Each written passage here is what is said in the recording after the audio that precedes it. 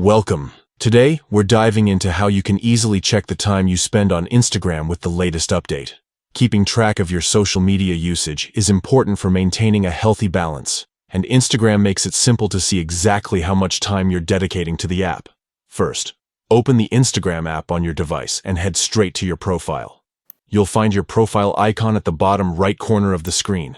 Once you're there, look to the top right corner and tap the three horizontal lines, also known as the menu or hamburger icon. After tapping the menu, a list of options will appear.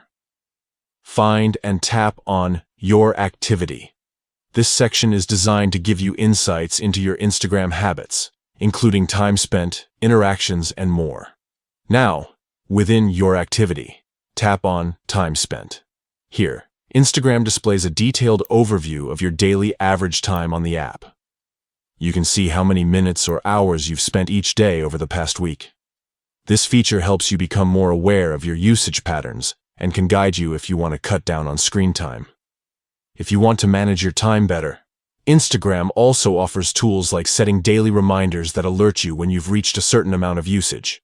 This way, you can stay mindful and avoid getting lost in endless scrolling.